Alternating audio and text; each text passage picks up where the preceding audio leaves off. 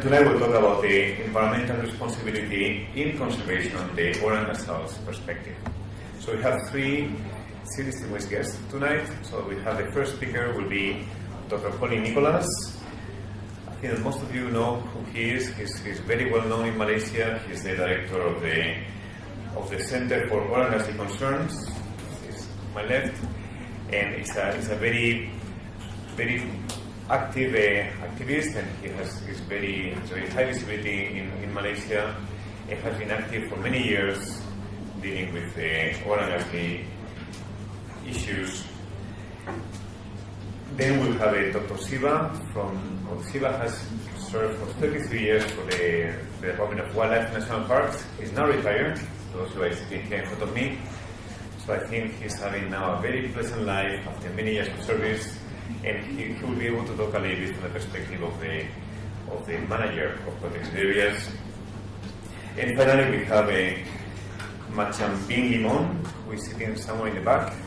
So Machan is a member of the Jatun tribe from Johor. He has been involved, Machan is there. So then he's from Johor. I think he was involved in the creation of the park in Darompin. Has been working with MNS in the past, and has been also working for the park. And he's also an activist. He's an Orang Asal activist. So we have three perspectives: the Center for Orang Asal Concerns, the land manager or the protected area manager, and the Orang Asal member. So then, without further ado, I will pass the microphone to Dr. Colin Nicholas. Thank you very much, Colin. Yes. Good evening, everybody. Thank you very much for having me here. Dr. Asal, Nagu, Siva, and Machan. Thank you for having me. I'm only given 15-20 minutes, and I usually speak fast. I speak fast, and I'm going to speak fast today also. Because I don't have much time. So if really I'm too fast, just slow me down. I'll be most happy to do it. So my presentation today will look at the issue of environmental responsibility in the context of Orang Asli and conservation of Orang Asli areas. So first of all, what is an environmental responsibility? Martin Reynolds, in his book Environmental Responsibility Reader, defined environmental responsibility as involving two complementary actions. The first is caring for an environment that comprises the natural world of life, of which humans are an integral part.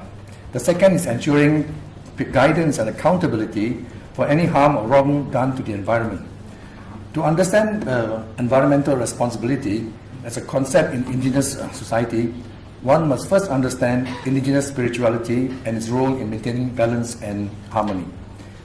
Each community has its own resource base or traditional territory, or the commons, as Thomas Harding would have called it. Indigenous peoples believe that their whole world is imbued by spirits, both good and evil. While the evil spirits bring harm, misfortune, and disease, the good spirits protect humans against all this. The good spirits can also heal illness, bring rain for the crops, improve the chances in hunting, and bring harmony and fertility to the community. The spirits are site-specific. This is very important. They coexist with the indigenous peoples in particular geographical spaces. Within these commons, indigenous peoples develop traditions and belief systems that are the basis of their social organization, economic system, cultural identification, and environmental health. The underlying philosophy of indigenous spirituality then is that the blessings of the good spirits are important for personal, community, and environmental well-being. And often, appropriate good behavior is all that is required to obtain these blessings. It is indigenous spirituality that shapes the social values, taboos, rituals, and belief systems. They have an impact on the way indigenous peoples live their lives, their everyday lives, from what they eat or cannot eat, to the way they do their everyday chores, organize themselves, educate the children, treat illness, and know what they can take from the forest, including how much and how. Failure to follow these behavioral guidelines often results in the good spirits withdrawing their blessings and protection. The result can be illness, death, drought, or even other misfortune. Good behavior, on the other hand, helps to maintain social harmony, prosperity, and continuity. The overriding aspiration of indigenous peoples, therefore, is to ensure continuity and harmony. That is, continuity as a viable people and harmony between humans and humans and nature. The basis of these concepts was common to all indigenous societies and revolved around three fundamental tenets. First, it is the acknowledgement that all living things, and not just humans, are interrelated. Are an interrelated community. The Ainu people in Japan call it Ureshi Pasho. No? Secondly, there is an inherent essence of being human. The South Africans call it Ubuntu Boto. And thirdly, that humans have a responsibility towards all others whose well-being they must always be ensured. The Samai people here call it Tenha.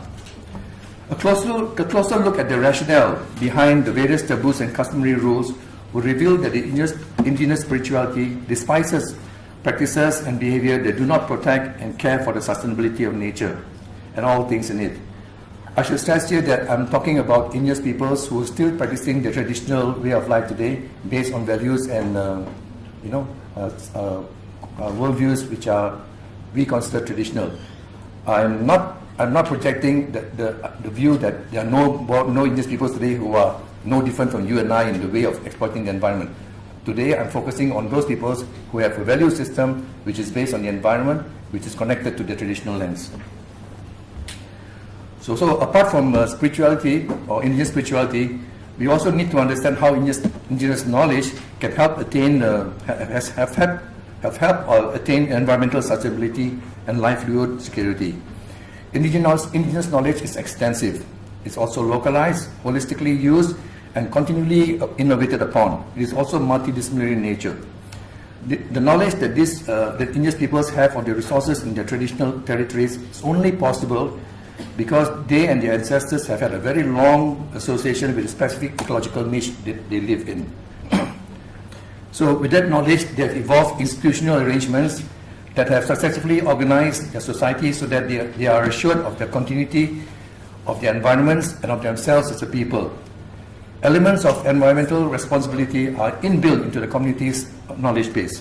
So, for example, taboos and rules of behavior and other concepts organize and help govern society. An example is the concept of panalik. Panalik is a Samai concept that it involves food sharing.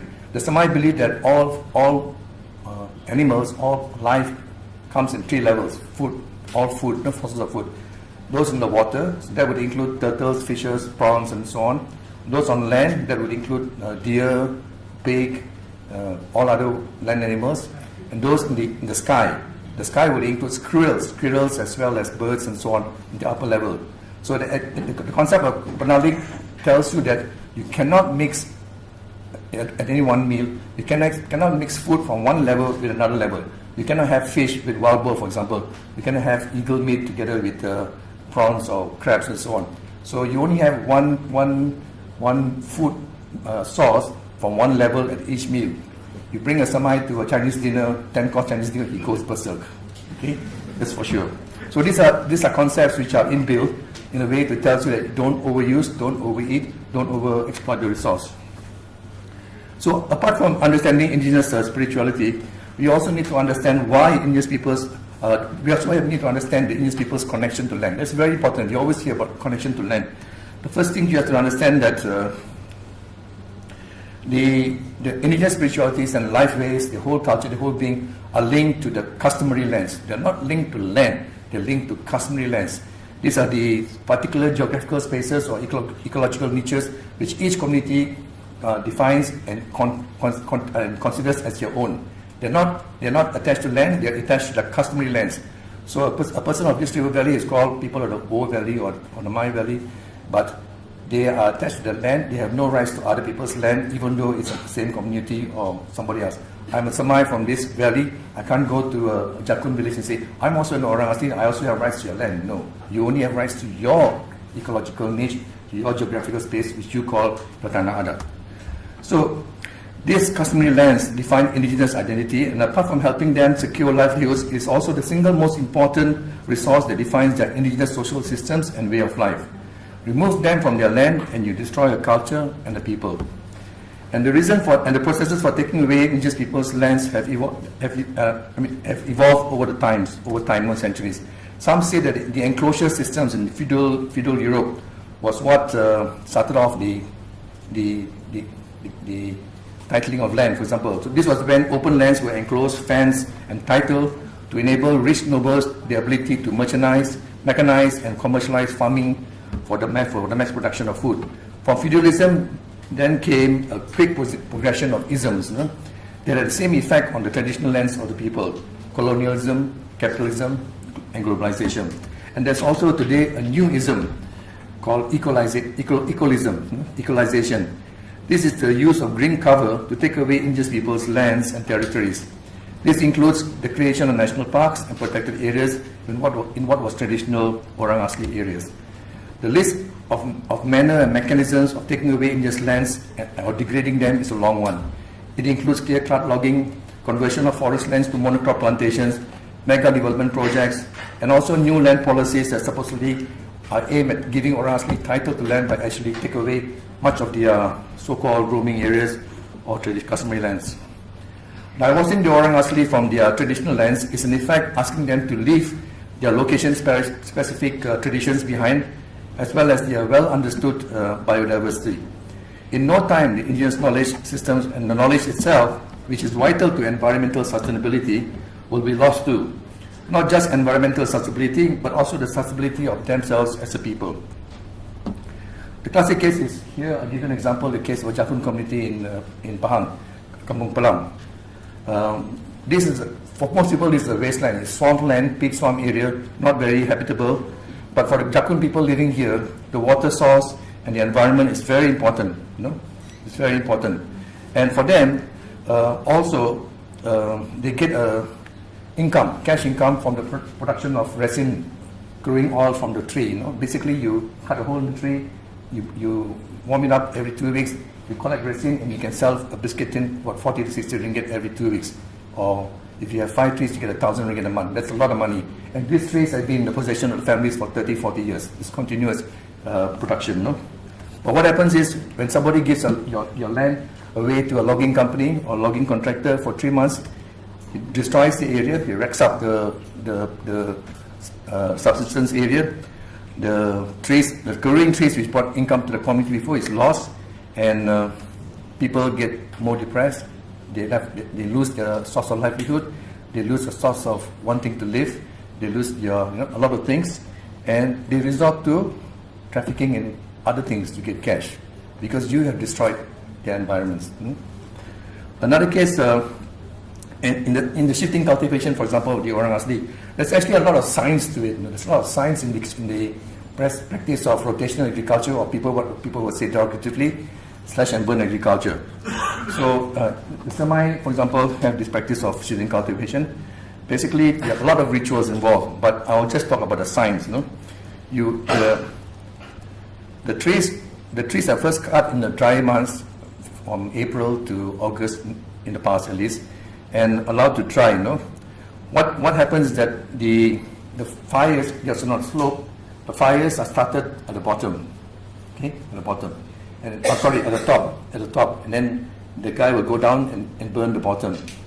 So if you know your science, they know it long time ago. The hot air that arises from the burning the top part will cause a draft to be created. And as you go down and you burn the lower part, the fire that's created at the bottom will follow the draft and again go up. I've never seen an overburn in a shifting cultivation field. Always the area is controlled. There's no way you can burn a tropical rainforest by throwing a gas cylinder of fuel and so on. There's no way. If only your area is exposed to logging or construction or plantations, when you have debris, which is tinder, that's when you get forest fires. So, there are many things you can talk about the shifting cultivation, because when they select the area, they have to step on the ground. If you fall, your feet goes in too far into the ground, that's not good. If it just goes a little bit, or it's hard, then that's good. Then they have to have drains and so on. Why? Because if your feet goes too deep into the ground, it means the topsoil is loose. It can cause erosion. And other things like, for example, like the trees, the logs that are dumped there, they're not arranged, they're just cut and placed so that when the first rains come, again, these leftover logs will act as a retention barrier for the runoff. There's a lot of research done on sugarcane cultivation as far back as the 1950s, and you'll find that this practice is not destructive to the environment, has been going on for a long time, and if you look at this, right in front of you, the green, light green area is the current field, about 3 months old. There's corn growing with rice in the middle, and also this area was 4 years ago, and this is the last part. The forest is recovering. So yeah, I won't come to other parts about it, but let me assure you, there's a lot of spirituality involved, but there's also a lot of science involved. So it's only with the advent of chainsaws and bulldozers that we see the kind of forest destruction we see these days. There's no science or environmental conservation involved in the kind of logging we do today. In fact, with science, sometimes we have a conflict. First, I was in Kampung Peta some time back, near the Ondaron Pit Park. We have two top scientists here, a botanist from Frame, Dr. Sang Ling, one of the top botanist around, and his assistant, also a top guy. And they were insisting with me that, no, this is not Meranti Kopong. I'm saying it's Meranti Kopong, the bark. They said, no, it's not Meranti Kopong. It cannot be. Meranti Kopong doesn't have its spawns. So they were arguing with me because I was depending on the Orang Asli information.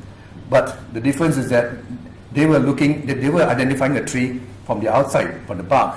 The Orang Asli were using the inner bark for the tree. So they were not able to identify the inner bark because that's not how they see it, you see. So the Orang Asli perception is very different also. So sometimes the governing of environmental responsibility, the rules governing environmental responsibility in the Orang Asli community can also be baffling. Like for example, in the Tasik Bera area, Rosemary Giano, who did a PhD on the people there, reports that Semlai claim individual ownership over luboks, pools of water in the lake, and what do you call it, in the lake. So if someone poisons fishes in a lubok that belongs to somebody else, without asking permission, he is liable to be fined. And what is the fine? He will become the new owner of the lubok, the new Tuhan lubok. He's now expected to take responsibility over that lubok. This is akin to punishing an illegal logger to a lifetime sentence of protecting the forest and enhancing the forest over which he previously exploited. So these are the systems that has been practiced.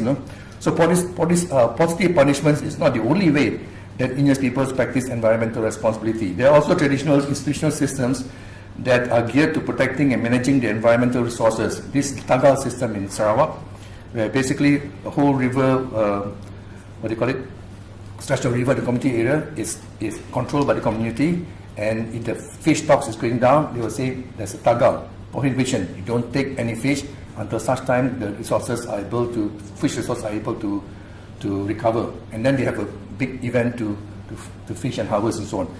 I'm saying it very simply, but there's a lot to it also. Basically, it's community management of the resources. There was also a similar attempt here in Taman Negara in Pahang, and Orang Asli were involved with the local Malay project. It was very successful for the first 5 years, but after the project ended, the organization which was set up was disbanded, and because the wildlife people wanted back that project. So Orang Asli are also accused of poaching and trafficking in wildlife. I'm not saying that some of them don't do it themselves, but many of them are also against illegal poaching because it impinges on their lifestyle, on their resource base and so on. This is the case in Kampung Kelap on the PITC Perak Kelantan border. The Jahais called me up because we are engaging with them. Poachers were coming in. They were coming in with guns and motor generators to electrocute the fish. So they had called all the environmental groups who were involved there, all kinds of projects, but they said they can't do anything because they're helpless. It's regular authorities. We called the police. The police did come in. See, these guys are just walking in front of Orang Asli with the guns and so on. Totally couldn't be bothered about, how things are. They're basically very arrogant. But the police did come in that day and arrested 4 of them. 2 of them ran off in the forest. But that's the point. The point I'm trying to say is that the big NGOs come and tell the Orang Asli must protect the environment and so on. But when they go back to the organization, they tell them, people are poaching, people are trafficking. What are you doing about it? They can't. They're just going after the Orang Asli, who are the small guy. They go after the small guy, leave the big players alone concept is very common among the Orang Asli. This is the Crow Biological Corridor, the Crow Wildlife Reserve. No? A long time ago, Siva and I were working in the project. It was recommended that the people living in the park should not be allowed to use the motorbikes, 3 motorbikes. No? A small community with 3 motorbikes, no? Because that will cause a lot of destruction to the animals and all kinds of things, like negative things for the environment.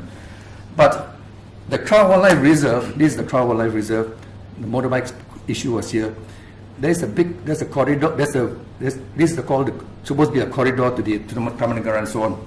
But you have a highway running through it with all kinds of vehicles allowed in the Crow Wildlife Reserve. And you prevent orang asli from using the motorbikes in the small track. So that's why I say you are, going after the small guys, but you're scared to touch the big guys, no? And in the Crow Wildlife Reserve also, we have odd palm plantations. You have a whole community of Felda settlers and so on allowed to exist in the Crow Wildlife Reserve. And you go after the orang asli with the 3 motorbikes. So as far back as 15 years ago, the importance of involving indigenous peoples in conservation issues have been recognized. The World Parks Congress on 2003, for example, said that the successful implementation of conservation programs can only be guaranteed on a long-term basis when there is consent for and approval by indigenous peoples, among others, because their cultures, knowledge, and territories contribute to the building of comprehensive protected areas. If you want to have a win-win situation in the management and sustainability of conservation areas, we need to bring people back into the management of these areas. Malaysia, to a large extent, tend to regard orang asli traditional use and management of natural resources as obstacles, if not old school and purely unscientific, and purely unscientific. We have to change this mindset. A geographical or global region does not exist in isolation. The solution to a conservation concern is only as good as the local solution of issues affecting peoples and the environment in microenvironments. Ecosystems achieve stability and resilience to the richness and complexity of local ecological webs. Sound science is still necessary for the governance of the commons, but is not a sufficient condition.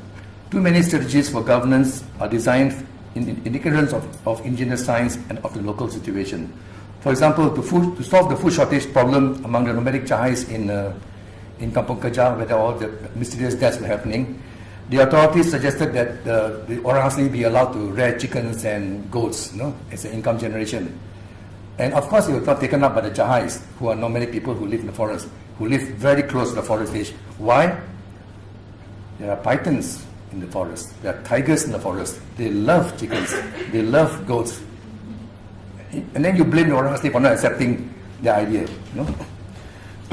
So who should bear responsibility for conserving our environments? First, we should acknowledge that the concept of environmental sustainability or responsibility should be at the core of devising new resolutions to the global problem. The bigger global problem must be seen as compromising a multitude of individual commons or environments, each with a distinct community exercising control or autonomy over it. Each community should then be responsible for maintaining the balance in its own ecological niche. Only when people realize that their quality of life depends on how they maintain the balance in their own microenvironments will they take proactive steps to protect and sustain their environments. That is to say, we need to re-establish environmental responsibility in the communities and to nurture or recover the tenets of spirituality and worldview that ensured this in the past. So there is also untapped knowledge in the traditional and indigenous societies. To be able to tap this, we need to keep the communities intact and living on the traditional lands.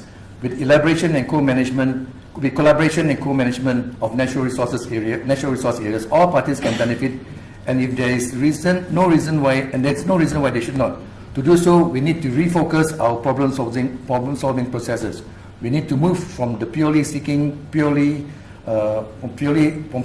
big macro solutions to realizing local ones. If we cannot get it right at this level, if we can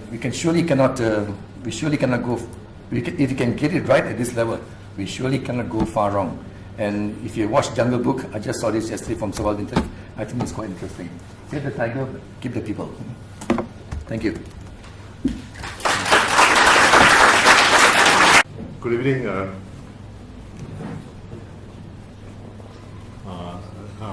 Dr. Imsa, thanks for inviting me for this talk, Dr. Collins, Nicholas, who I, as he pointed out, worked with him during the Cloud Wildlife Reserve Management Project. That was more than 15 years ago, I guess. And Sanadu is there. Yeah. Okay, my topic that I was trying when I was asked to give a talk on this, of course, my perspective is on protected areas, but how do I link it to the the rights of the orang asli or the participation of orang asli? So it's that opportunities for orang asli and protected areas management. That's what. Okay, just to go, because time is very short, so I don't want to dwell too much on the concept of protected areas, but the coverage of protected areas, we are just, although Malaysia got independence 50 years ago, but we are still counting. So this publication is not out. I think Nagu also was involved very much in it. So we have about 4.6 million hectares of protected areas, more than 400 PAs. So, but you read different publications, there are different numbers. And 4 million are terrestrial, there's 12% of, and 0.6 million are marine. So I'm probably going to touch more on the terrestrial. And Pahang is one of the highest, so I think Pahang also is one of the biggest orang asli population, I guess. Then followed by the other states. But protected areas can be seen as a subset of the tropical rainforest in terms of marine, the marine ecosystem. And this PA master list, we are really waiting for it to be published so that it can be accessed to everybody. And this is the areas of protected areas. I don't want to jump. Here you can see here that the protected areas is just not PAs. There are different types of protected areas in terms of the functionality or whatever it is, the wildlife reserve, national parks, and so on. Okay, the management status, this is something that came out of the UNMC report that now the Ministry of Natural Resources and Environment and the department are also involved in this, and I was also involved. It's trying to look at the whole protected area systems or the networks in Malaysia and see what we can do to improve. Basically, it's what is that we don't have a national framework for kind of national. We don't want to say it's a policy because it's not that it's part of the BioE policy per se, but we don't have a framework that bring all these players or these networks together. Then insufficient understanding. The economic values are not really understood. All kinds of uses now. The use of orang asli, the use of local communities, the amount of oxygen that we produce out of this protected area system, the carbon that is being sunk into this. All these are not, so it's like so as a result, there's insufficient incentives, both by the federal and the state of state, and suboptimal capacity in terms of management. So you have many of the PAs are paper PAs. Paper PAs means there's nobody on the ground. So the 400 over, I would say probably about less than 100 that staff on the ground. The others are all remotely managed.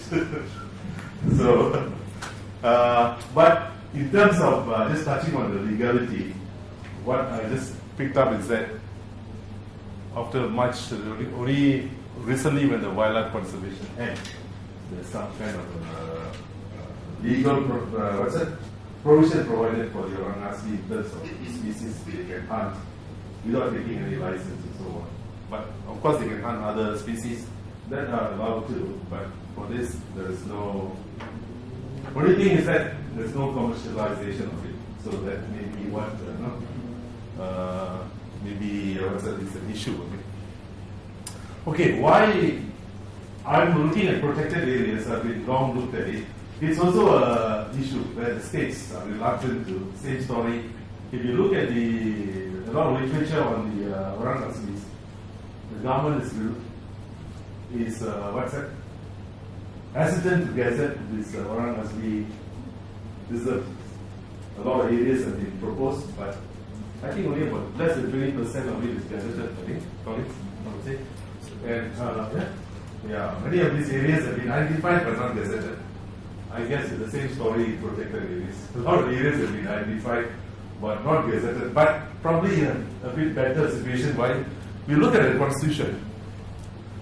We have this Malaysian constitution, it's kind of unique, probably copied from the Indian one, but that's got some uniqueness in the sense that a lot of things are listed in the constitution.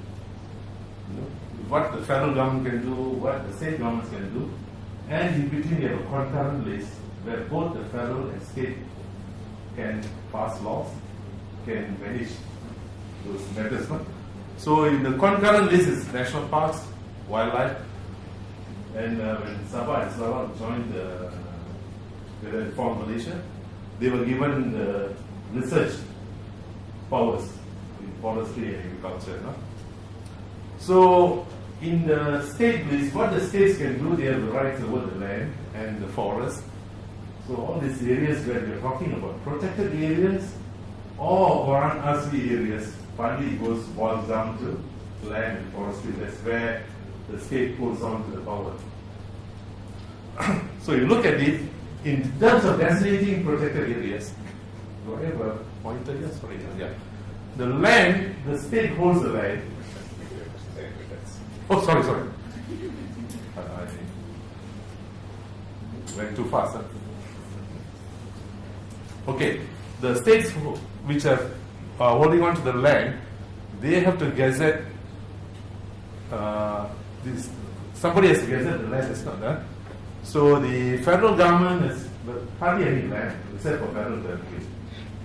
Labuan, the land is not, but this is not where I think both our areas of attention is. Yeah, it's on the state land. So the state government has to gazette.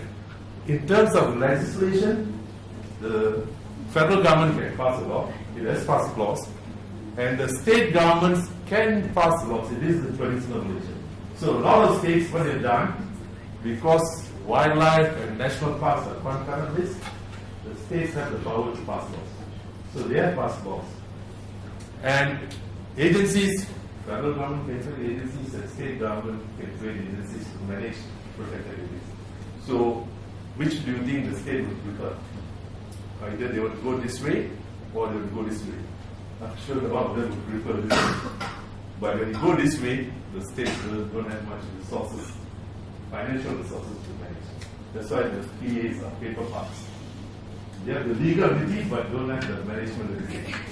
On the other hand, if you look at the Orang Asli reserves, the same. The federal or the state can gazette, but most of the land are under the state where the Orang Asli are. So the state, but the state cannot pass any laws in Peninsular Malaysia. They don't have the powers. You know, the states can't create primary school, secondary school because it's a federal. The states can't create their own police force or army. It's under the federal. You know? It's the federal system of governance. So, and they can't create agencies, so this state have to use the federal mechanism, just one. No? So, if you look at designating of this, these are just copying it there. Actually, in terms of legislation and agency, we have to use the federal law and the federal agency, and I guess a lot of states are very much reluctant to do so because why? Finally, it ends up as a federal land, and the states will lose their rights. That perception of it, and what I've been dealing with the states a very long time. Every time, Ulu Muda is one. When I went as a director for Ulu Muda, my DG said, please try to get it gazetted. So, made a lot of proposals and all that. Then found out that by the first DG of Malaya, or the second or first, Richie, who came from Kenya, he went down there and saw the Sultan in 1936 to gazette Ulu Muda. Until now it's not gazetted. Because the state hasn't reluctant to turn it over to the federal.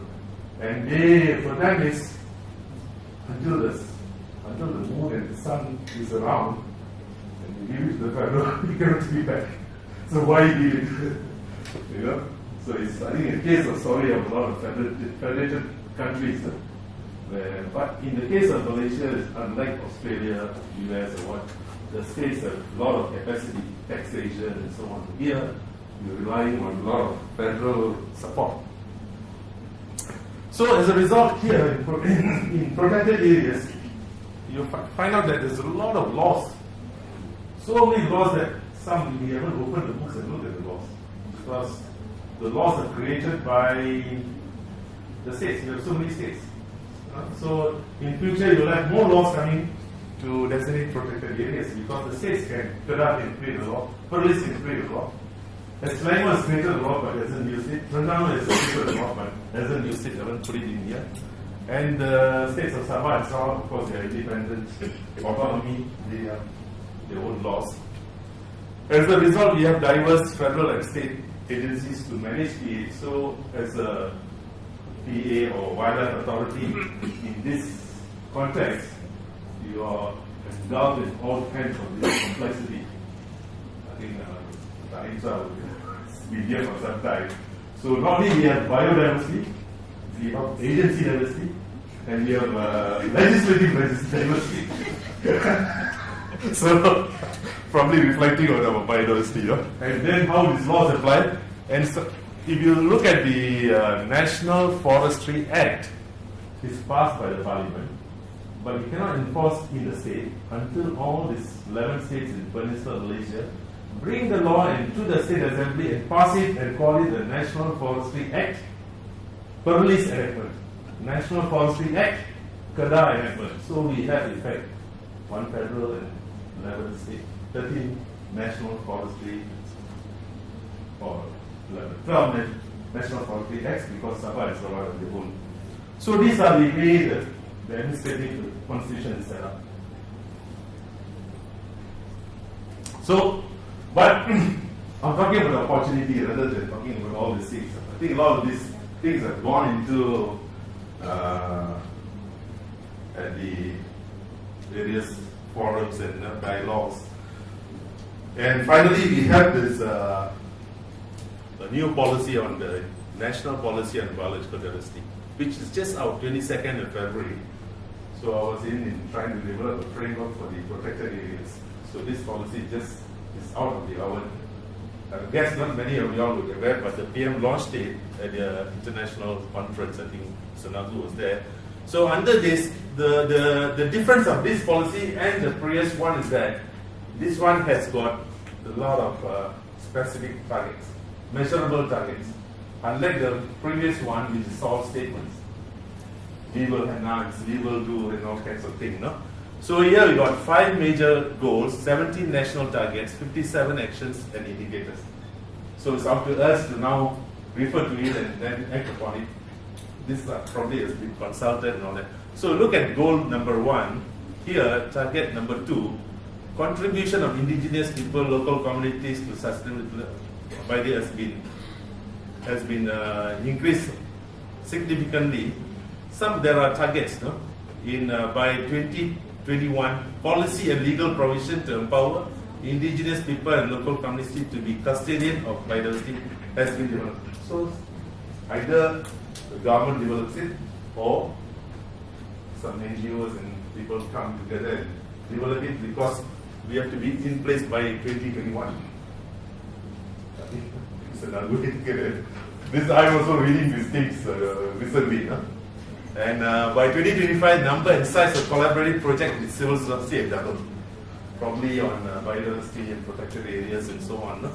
Then goal 2, significantly reduce direct, indirect pressures. But here what it says that tourism, but the number of indigenous people actively participating, especially like local guides and so on, we have to monitor and keep a registry of it.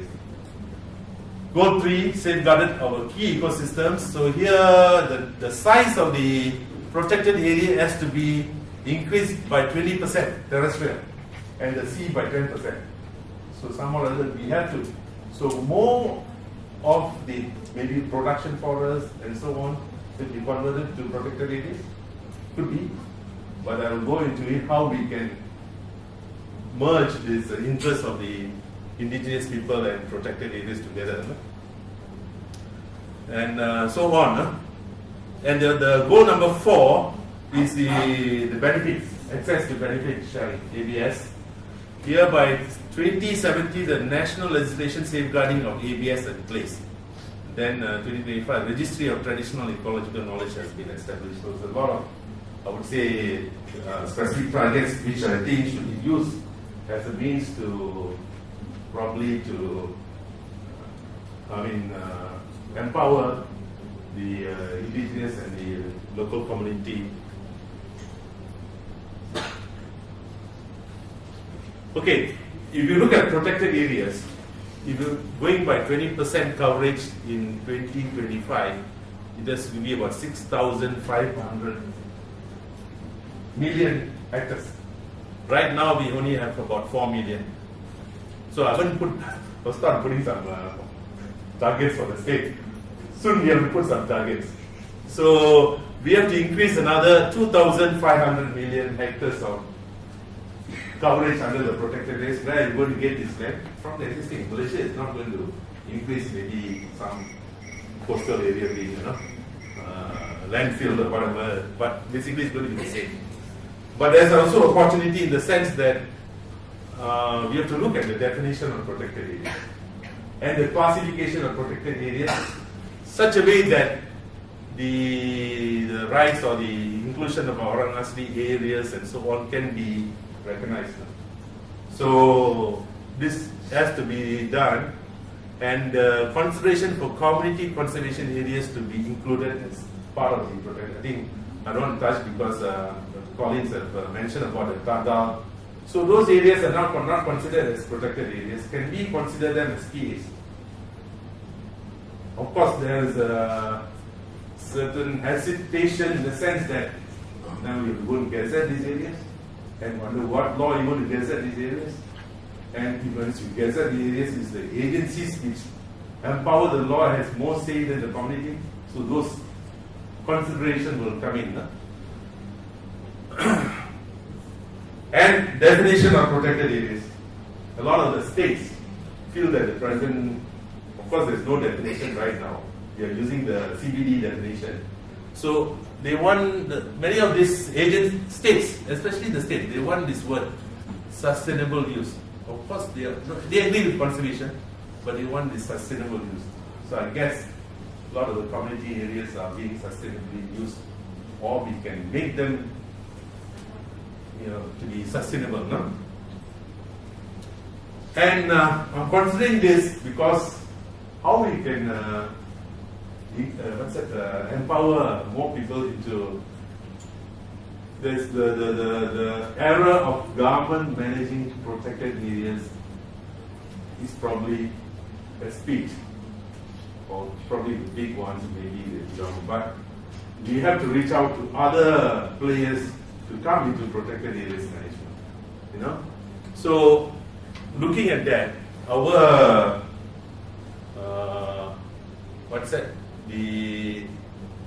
we have the classification of protected areas for Malaysia. We have somehow or other need to look at the level of importance. How important is this protected area? It's like Mulu, Kinabalu. Is it how important? Then the categories of protected areas, we have to follow some global standards, IUCN, and also like the indigenous people, there is also conventions to it. Then the regulatory classification and the management, we have to look into it. So just a quick run through, maybe an idea that to start off some interest. National importance may be areas that are already designated as World Heritage Site, ASEAN site, wetland, So it's of national importance. That's why we designate it in the global level. But states want to manage protected areas. You cannot say no. A lot of states want to hold on to their land. So, but this may be of state importance, so let states manage those areas. And local, these areas here, local importance, this is where indigenous community, we have to give some avenue for indigenous community, local community, urban parks, people to manage their own small landscapes for their own interest. So there must be another category for this. And the private sector, we should not leave out. They should not just play CSR responsibility, give you money and then us do it. They must do it. Rivers running into a plantation, they must have the reserves and they must manage it. I'm trying to say that these corporate people, you can hire engineers, you can hire economists, you can hire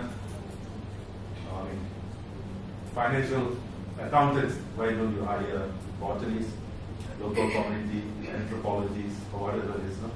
If you such a big landscape you have, you can manage those with your own expertise, not depending on the government, which is lack of capacity in the first place to manage your landscape. No? So we have the IUCN classification. The local community maybe can come into this, but the present trend, the present the SOP is that we have to gazette it. But a lot of areas, the states are not going to gazette. They're going to agree, but they're not going to gazette. So what we do?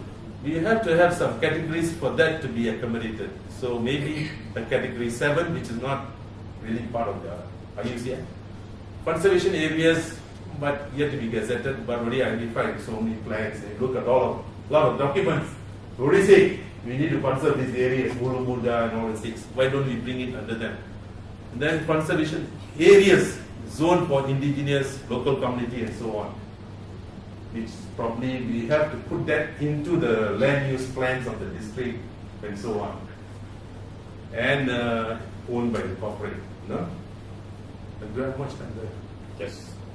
So I don't want to go to this regulatory. We only in the past we are looking at legislation per se. I say we got 20 over state legislations. More will come in the near future.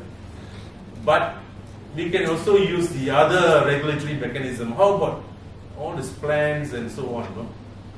Zoning in the structured plan.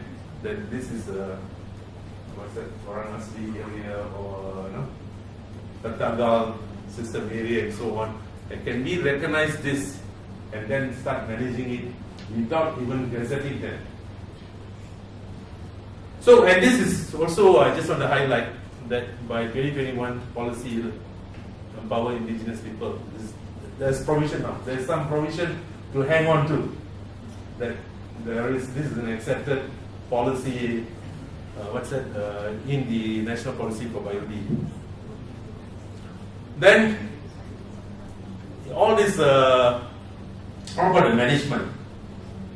We have this various classification of protected areas, and how do we manage them? Because the government is not enough staff. We couldn't presently all these protected area agencies, all will say the lack of staff. But how about going into some collaboration? Indigenous people, I don't know about national important areas, just put a question mark, a lot of things to discuss. But practically, these people can manage on behalf of you. You have to have collaborative agreements. So, target 2 of the national policy by the number and size of collaborative projects with civil society have doubled. It needs to increase. That's only because the government now realized that it can't be hiring and more people and start managing this protected areas because it's just insufficient.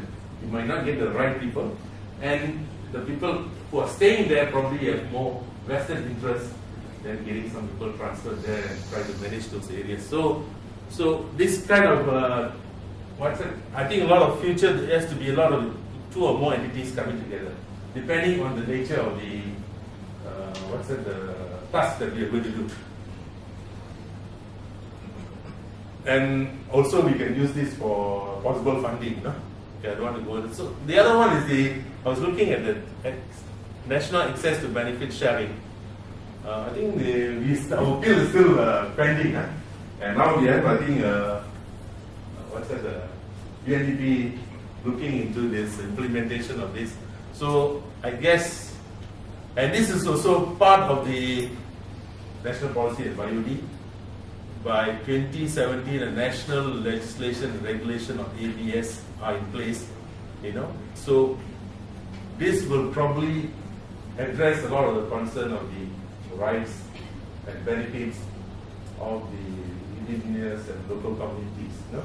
And also the states, which also feeling the same way, because they say the federal government is taking away a lot of the, the share. So I think this is in place, so I don't want to talk, maybe later we can open for discussion, because I'm not really familiar with this. Okay, talking about crowd, and when I heard Dr. Collins was coming in, probably might mention about crowd, so I better touch something on it. Yeah, I think we had a very interesting project. I really learned a lot from the participation of Collins and also the local community. And so there are probably over 20 over villages and more than a few Malay villages, probably one Chinese and one Indian, and then the state plantation. So the rest are orang asli. There are 3 tribes: Temia, Cewong. Temia is on the Rob side. I think they're resettled people. Temuan. Then here is these 2 major local. Jahud. This is the biggest one, about 2,000 over people. But actually the Felda has come right up to the boundary. It's not inside the reserve yet. No, maybe, hopefully not anymore.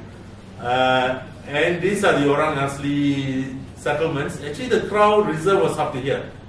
In 65 and 68, I think about 5,000 hectares of this reserve was taken out, actually for the Orang Asli, but the state hasn't gazetted it. Why the state hasn't gazetted it? Maybe they're not really concerned for the Orang Asli, but I think they're very worried about believing the big brother, the federal government. The federal government already owned this land, and now you gazette this under the Orang Asli. Their perception is more land, and this federal government never pay anyone quick rent, any cukai pintu, cukai tanah, nothing owned by the. And this is as big as Singapore. No? Looks small on a sheet of paper, but it's as big as Singapore. And from lowland to about 2,000 meters, a lot of very diverse habitat. So it supports a lot of the local community in terms of their needs. No?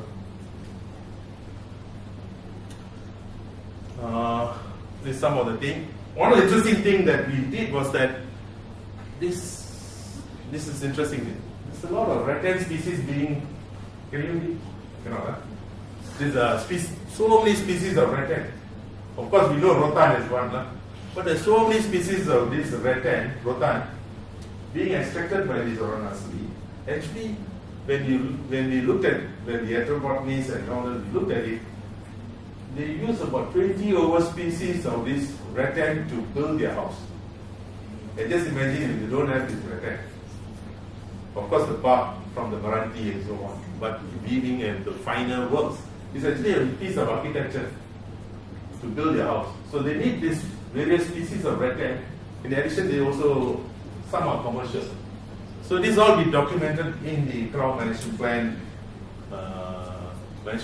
and it's the first time where our officers really worked with the Orang Asli in terms of understanding their needs and how to incorporate it. Of course, we are still restricted because the law is still the same, which really doesn't really allow the officers to go beyond what the law powers. No? So hopefully with the BioD policies out, we can review those things. No? So of course there are all this participatory work, consultations going on. So I would like to highlight one of these, which was started actually in the crowd. How do we, I think Mr. Nangu wouldn't be good, how do we hire these people who don't have the paper qualifications? That's the major thing. It's not that, I think, how do we hire these people with the local community knowledge and who don't have the paper qualification? So what was that is that there's no formal education. And this was started in this project, Nicholas was there. And we hired these 15 Orang Aslis from around Kral Wildlife Reserve under this project, funded by this Danish government. I think I don't know whether this ethnobotanist is maybe. And they evaluated what's the knowledge like. We had some professionals there. And hiring process was stalled. After the project, we had to terminate these people because these local communities, they were able to identify wildlife, plants, but it's on their own, in their native language. So when the JPA came to evaluate, none of the department people were proficient in that language. So when the native give the answers, you couldn't say it's right or wrong. So we need there must be an in-between, there must be a third expert, somebody who is very familiar with their culture and the language. So it stalled, so we couldn't hire them. So, and the JPA suggested go for skill, which you don't have to deal with language issues. So then we kept persisting. I think I would like to thank you. I didn't have any opportunity because we started doing the project with these people, Chetno, Nasha, Atta. This guy is now the deputy DG. This guy is head of the Elephant Center now, and this guy works in the human resource. He kept on persisting this. Of course, Mr. Nagu was there at the time, so we need some people to push things in. And also because the Department of Wildlife is a closed department, so these people, the knowledge still stays within the department. But it was a long, and finally we had to get the chief secretary to the government. He himself came down and he evaluated, he wanted to see. He was so fascinated with that, and he said we should hire these people. So they are hired on permanent basis. You could say they are only, I don't know, what's that, Colin is probably the only Wong in the government service. I don't know, I don't think so there's anybody else. Before that there were. So this can be some of the models that we can use to meaningfully hire people. Of course, they are not in the decision making, but meaningfully hired. And engagement of these Orang Aslis, I mean, we started with this project in 98 and having a discussion, and so I think this. So finally, what I would like to say is that this protected areas management in Malaysia, as what this UN document says, it's a very there's very suboptimal. But everybody is doing it, all the states are doing it. It's kind of bottoms up. Can we do something about it and bring in the concept of the empowerment of the community inside in the framework so that we can better manage our protected areas, taking into consideration the rights, the needs of the indigenous community. I think an avenue to whether we can work together. So I think with the national policy and BioD in place, with specific targets, I guess we can do it, but the government itself can't do it alone. So there's a lot of civil society investment coming. Thanks. Nama saya Macan dari mana? Itu suku kaum orang asli Itu Jakun. My name is Macan. I'm from the Orang Asli indigenous people from Johor. Jakun. From the Jakun indigenous people. Okay, sekarang saya akan menceritakan tentang orang asli yang mengguna hutan. He will tell us about how the indigenous people utilize the forest. Ya, orang asli dengan hutan adalah hubungan yang paling rapat. The indigenous people have a very close connection to the forest.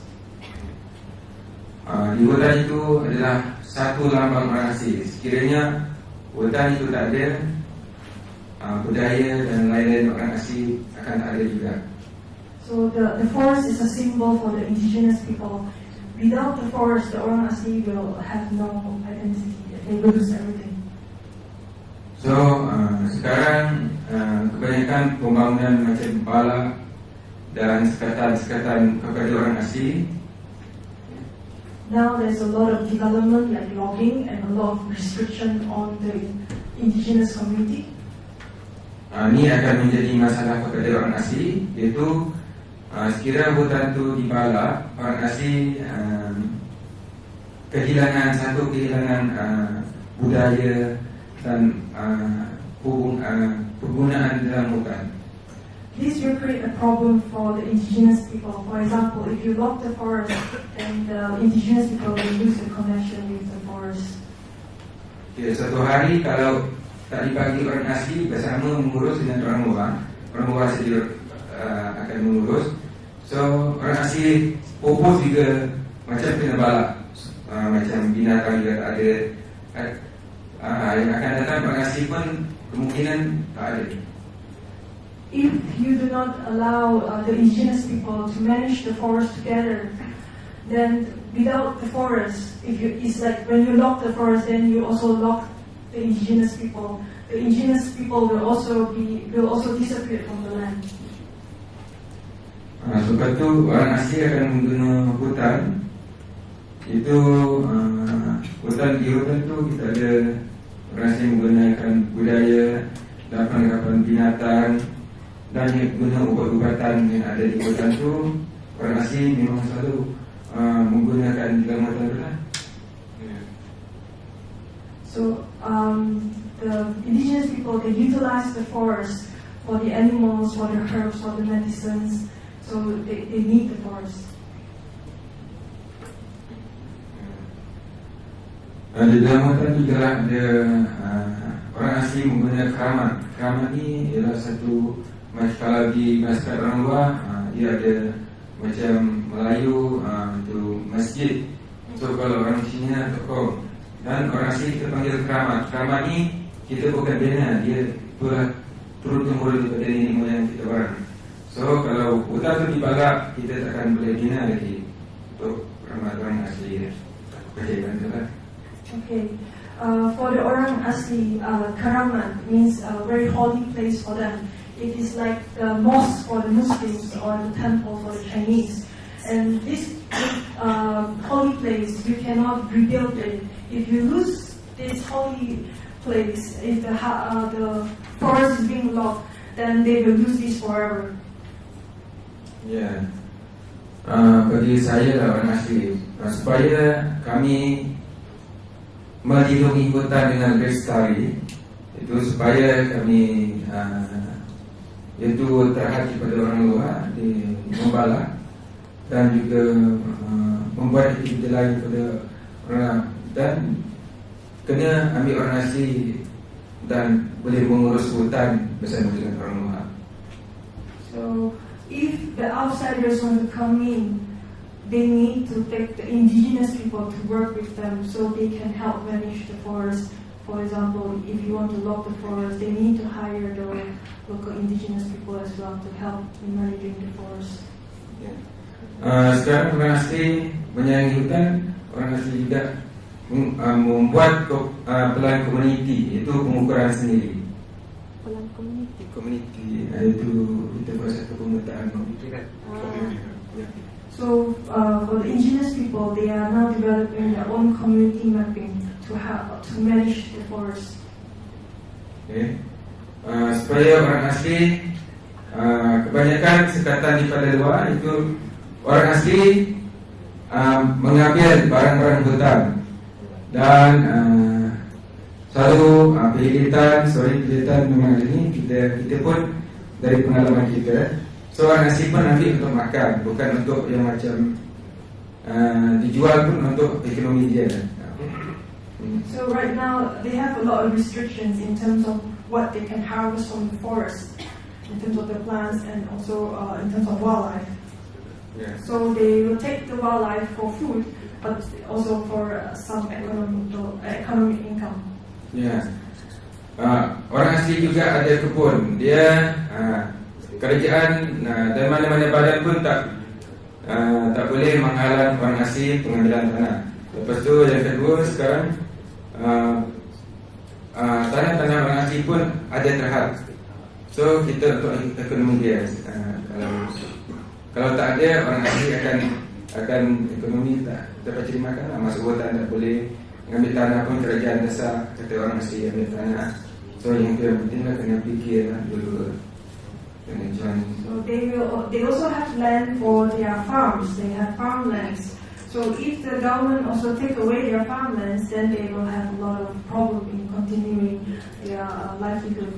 So they hope that in terms of planning, we will look into protecting their farmlands as well.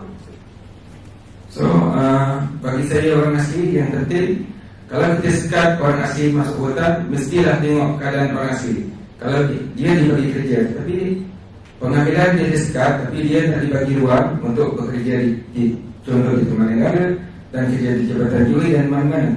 Dia cuma sekat, tapi masalah orang asli masuk kota itu sudah disekat. Satu kehilangan. Lepas tu orang asli nak ambil di kerja, kemungkinan macam saya tahu bahasa Inggeris, kena translate, mungkin orang tak boleh kerja. Jadi kita satu macam nak ambil tanah tak boleh, ambil pendatang tak boleh, nak kerja tak dapat. Itu jadi masalah. Lama-lama kita punya budaya hilang, gaji hilang, makanan hilang semua. So matilah. So he said if the government will restrict us in terms of taking resources from the forest, we cannot hunt, we cannot take resources to sell, and we are not given the opportunity for economic income in terms of being staff at as a staff of the Taman Negara or other source of income. So eventually we will die because we have nothing. Bagi saya sekarang ya, saya pun bukan kerja Taman Negara, tapi bila saya dah keluar dari negara dan saya memperkenalkan tentang orang asli. So saya ingat orang asli dengan orang luar buat satu gabungan untuk memperbaiki Taman Negara ke, jabatan ke dan mana-mana badan supaya orang asli bagi ruang kepada dunia luar. Contohnya macam sekarang ekonomi orang asli yang paling teruk lah. Itu kalau dia tak ada ekonomi, macam saya contoh nak ambil tanah tak boleh, nak kerja orang kerja tak ada, dan mana-mana badan pun tak nak. Itu kita kena buat gabungan yang paling bagus. So he's suggesting that the indigenous people to work with the outsiders it means us, yeah, and to work with the government and the national park agencies to find a way where they can seek a living, they can earn some economic income, so they can live together, because they have a problem, they don't have the education level to look for a job elsewhere. So he's asking that their welfare to be taken into account. Okey, tentang urusan hutan tu, kalau boleh kita kerajaan dan badan-badan lain kena bagi ruang kepada orang asli. Ya. Contohnya macam saya dulu kerja di Taman Negara, saya sebelum ambil di kerja pun tak tahu baca. Ya. Saya pergi Solo jadi katak dan jual. Lepas tu saya kerja sekarang ni. Lepas di Taman Negara saya ada pengalaman boleh bercakap di sini. Kalau dulu memang saya tak boleh cakap. Saya duduk di Kota Malaysia sebab tak ada gabungan. Yang tu yang untuk kebaikan saya. For example, for him, before he started working at the National Park in Johor, he don't know anything. The only thing he knows is to look for frogs in the rivers, and he's scared to talk to people. But after working with the National Park, he is able to stand here today to tell you what he feels.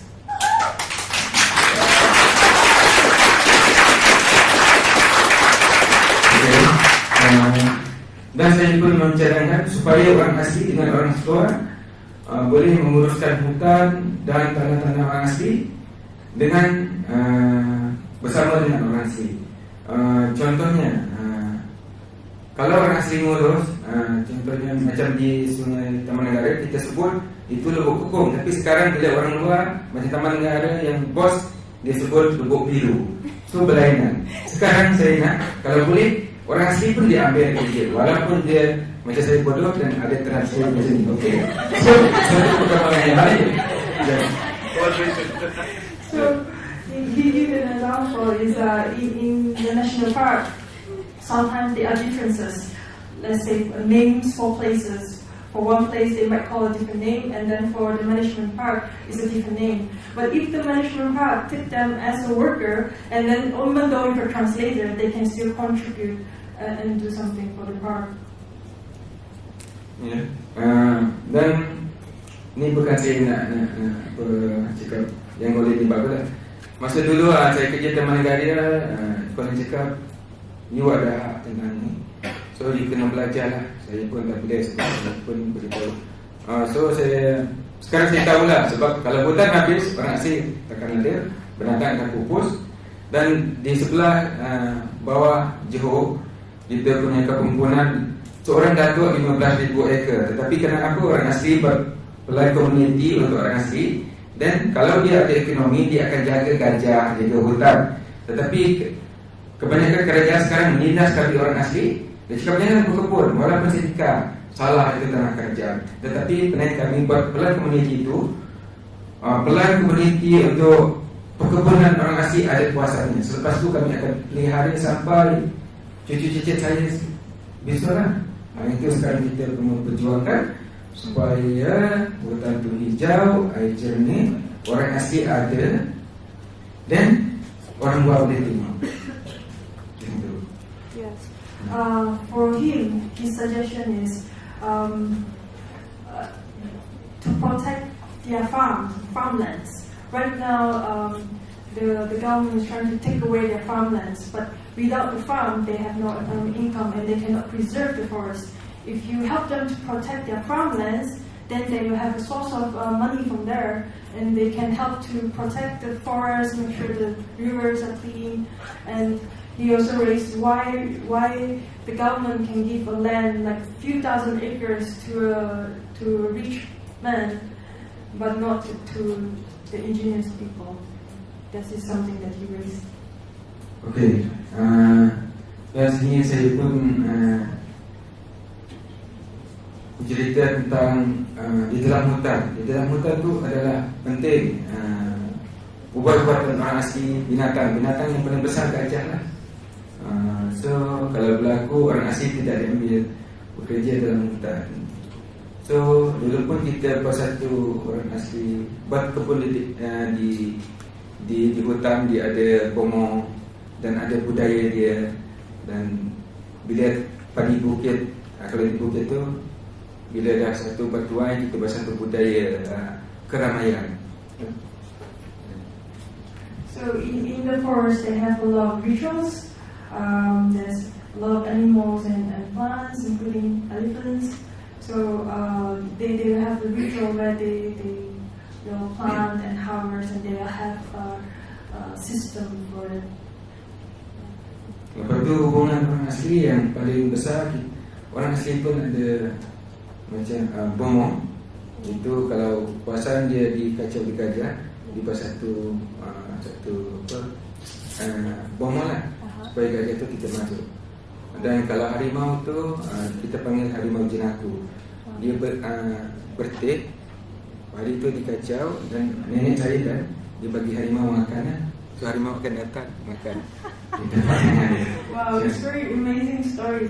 He said that in their culture they have witch doctors, traditional doctors that are able to make spells to keep the elephants away from their farms and to keep the tigers away. And he described how his forefathers can actually feed the tiger with his hand. Ya, harimau jenaku ni banyak. Tapi kalau ayah saya dulu, kalau harimau tu datang, dia akan dia ikut suara, dia beritahu. So kita tak payah tunggu situ lah. Itu orang asli berapat dengan harimau jenaku di hutan. Dia akan beritahu lah kalau tidak datang. So they have a special relationship with the tiger in the forest. There's this tiger they call harimau jenaku. They will actually give signal to each other, so they will know that. Orang asli pun ada sejarah di sungai, di hutan, di bukit. Kalau di kampung saya, daerah Mersing itu kita panggil Batu Gajah.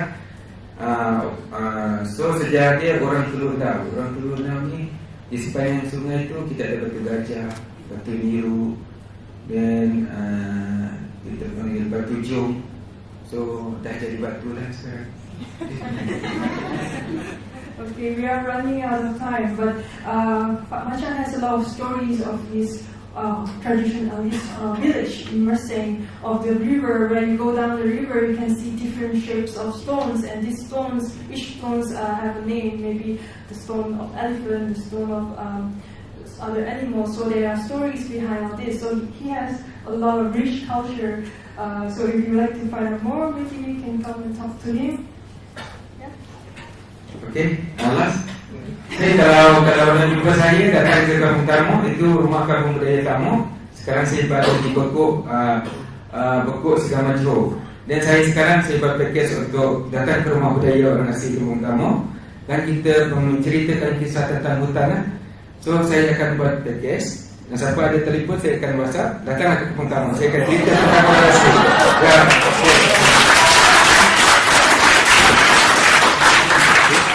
So Pak can invite all of you to visit him in Kampung Tamu in Beko, where he will tell you more stories about the forest and the animals. So you're welcome to get his number, WhatsApp him, and keep in touch. We learned today some interesting words. So we heard, I did like terms like ecolization,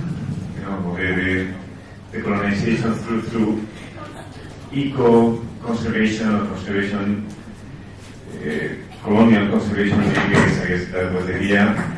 Aging diversity, low diversity, things that are quite unique to Malaysia, and it's a serious issue when it comes to the management of the protected areas. So we heard a lot of themes, but I think what concerns me the most, or what I find most challenging, is to think about the future. When we look at the Asli communities, when we look at the lifestyle, and we look at how development is taking a big part of the land in the country, and how there is more demand for resources, my question is, what kind of future can we have? What we expect for the next 20, 30 years, 50 years for the indigenous communities? Two questions. One, what we want, what they want, or what we want as a community, and what is feasible. So that will be my first question. If you can have a quick answer, a couple of minutes. In 2050, what is the future that you foresee, or that you would like to see in the best case scenario?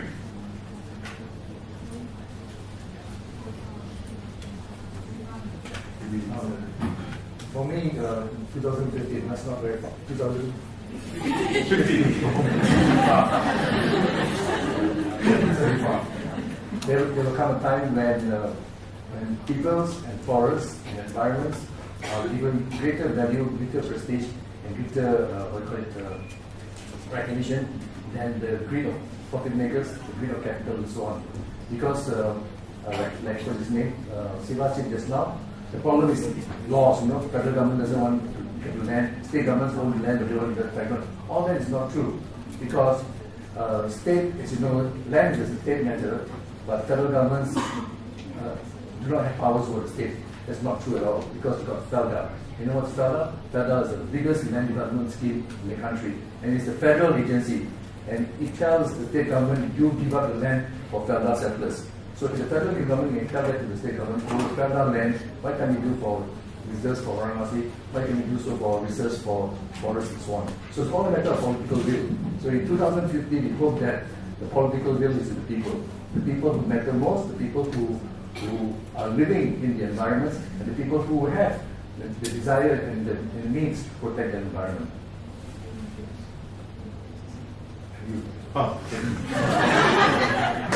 Yeah, I think I would like to concur with what Nicholas said, because you look at the recent Sarawak elections, which the chief ministers won manifesto. First time I'm seeing that protected areas, 10% of the state, of the manifesto of the state, to designate 10% as totally protected area. I mean, never had in the past. One of the criteria to see whether this gone up to be very high in the agenda is to see the election manifesto of the political parties, both the ruling party and the opposition party. So I've been 33 years in the wildlife. Never had any. The interest is very wide, but it's not deep enough to go to that level. But I guess it is coming, because once you lose your resources, then only you try to value it, abandon, you try to, you think that it's always there, at the backyard. So I think by 2050, I think we will be probably placing more value on this. And I wouldn't be surprised that we'll be recreating forests, realigning the rivers. and I come to a place where the river has become a monsoon drain, I guess in the future it is hopefully it is turned back into a river with its banks and all those things. No? So I think, and also there's money in recreating. It drives the economy.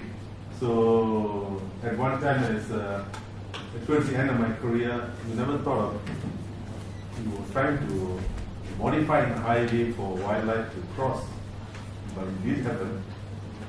So, and the government really spent about 80 million in grid to, and they took over all those land alienated, except for the Orang Asli Reserve of Kampung Banu. The others were all taken away and probably given some other place. So the thing is, the value will be placed on this kind of natural resources will be much more higher. But the question is, how are we going to pay for it? The states can allocate the land, but more and more they want it to be compensated. They want the monetary return because the land has been the major source of revenue in terms of alienation and so on. But more and more they want to hold on to the land, and if the federal can compensate or some other people can compensate, I think people will also, private entities would like to buy over such lands or invest in it. So I think that and also there's policy backing for it. Thank you, Masam.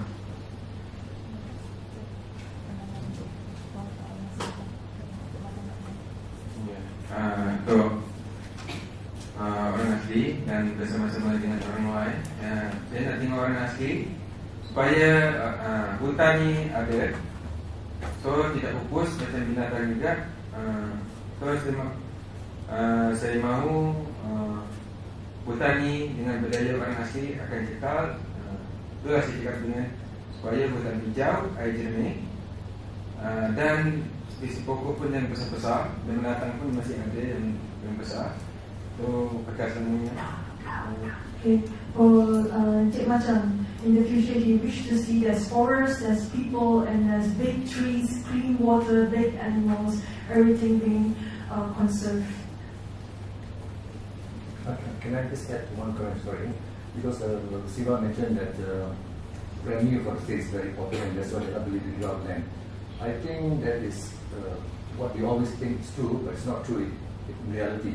Because in Kelantan, for example, according to the last audit report, the lands that were given out to Ladang Rayas are companies given 1,000 acres for 99-year leases to destroy the forest, to cut down the forest, clear cut the forest, and grow oil palm or rubber for that period. And the value of the land premium they paid to the state was very much lower than the audit department itself said that it was a losing business. So the reason for not giving out land is not because of no income for the state, but giving it to the cronies. We have been running this talks for almost 2 years now, and almost in every single case, the federal state government conflict comes on this matter about who manages the land, who manages other resources. So I think this is something that clearly requires some change, some action, and I hope to see something going on in this area.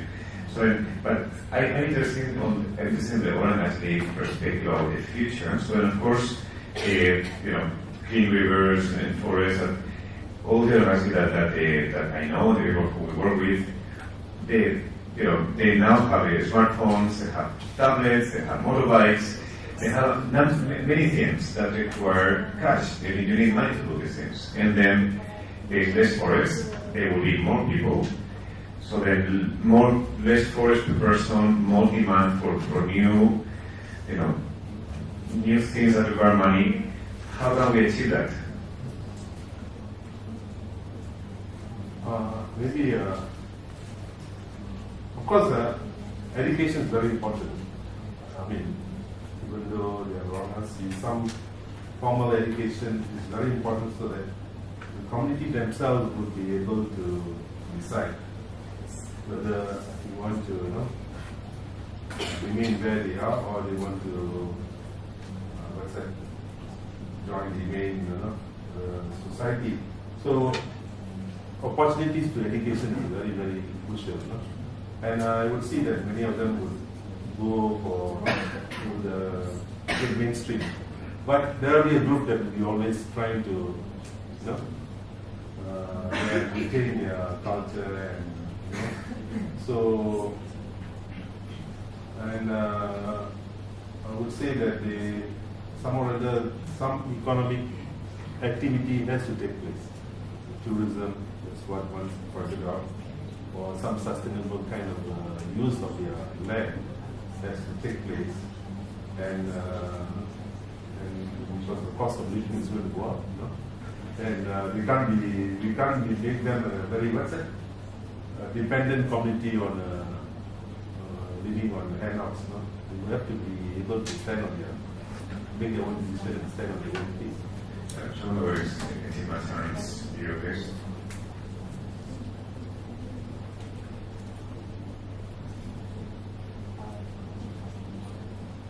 Okey, tempat saya macam ni Kalau hutan tu nak okey dengan kita punya orang asli macam ni lah. Kadang-kadang orang asli ni dia tak dibuat taman negara. So zon larangan. So orang asli satu kehilangan ekonomi yang paling teruk lah. So kalau yang ada macam saya ni kita cakap dia ambil kerja. Tapi tempatan yang ada di kampung tu yang tak ada pelajaran dan tak boleh berbahasa Melayu ni. So dia nak masuk hutan tak boleh, ambil tanah pun tak boleh. Jadi tujuan saya kita memberi satu gabungan untuk bantuan. Kalau orang macam ni kita bantu dengan pelajaran. So kalau orang upaya, so kita bagi dia duit, so kita bagi dia perubatan. Contoh macam tu apa yang berlaku. Kalau nak taman tu maju dan hutan tu kekal, orang asli tu kekal, kena ada gabungan yang saya cakap macam tu. Okay? Hello? Cik Macam thinks there need to be a collaboration between the outsiders, which is all of us, with the indigenous people, because not everyone in the community is like him, being able to speak in Malay and to talk to outsiders. So there are a lot of people in this community who is not educated and they are shy and they are not able to do any economic activities, because if you have a national park and they are not allowed to go in to harvest the resources and they are not allowed to farm and they are unable to take up jobs that require communication and talking to outsiders, then they need some support. They need some financial support, medicine support of some sort. There need to be a good combination between the outsiders and the local indigenous people to overcome this challenge. Yeah, two comments here. First, the orang asli are going to be in a state of dependence, they have to go out of it. I totally disagree. If you cannot provide all orang asli want development, all orang asli want to handle, they want access to electricity, to water, and so on. No doubt about that. No orang asli want to remain in the loincloths and go hunting with low pipe. Make that very clear. But they want it on their own terms, on their own land, and at their own pace. That's the big difference. The question is sustainability. Why must they give up their ability to go up to a higher level or a more desired level, while the urban people, or the town people, or the rich people maintain their sustainable development? They increase their number of cars, the number of houses, the number of, you should stop your sustainable eating into the resources of our earth, You cut down so that other people can come up to your level. You cannot maintain your sustainability. We got the what do you call it, the Belum Temenggong resort in Creek, It used to be orang asli lands. When the dam was built, the Temenggong dam was built in 1979, the orang asli were all resettled to one resettlement scheme and made promises of being given electricity, water, houses, and agriculture, many of which today are still not fulfilled, because they said the lands you're living in then are not safe, not safe. But MK Holdings now has the land. They build multi-million bungalows for rich people. It's safe for them. You know? Then you want to maintain their sustainability, but you give up all these people, they don't have electricity today, come on, give me a break. So the thing is that we must not look upon the orang asli as people deserving of charity or what do you call it, aid. If you don't want to help them, you cannot afford to help them, leave them alone, don't touch the land. They can survive as they have done for the last 2 years. Leave them alone. I think we open now to the floor, so that if you have questions, we'll take 3 questions at once. When you make a question, please make by yourself and your affiliation. Make a question and we'll try to keep track. So because there are many respondents and many people to make questions, but we'll not be able to make many questions, so that we are very equal to it now. Do you have a question? Hello, my name is Anne Richter, and I am a citizen of Switzerland, and I'm visiting Malaysia. Invited tonight, very interested in this discussion. My background is lobbying the federal government in Switzerland. My question is, you talked about outsiders. Now, you probably know who those outsiders are. You're speaking of an outsider who's coming in to take away the resources from the forest. And I'm wondering if there's not a study that shows how long it would take if the outsider, whoever that is, comes in and depletes the resources, such as cutting down the trees, planting maybe palm oil, or any other such activity. What is the longevity, what is the durability of that activity? How long would it take the outsiders to deplete and ruin the land? That's the question in relationship, because obviously what you want to do is preserve nature. Everybody agrees we want to preserve nature. Yes.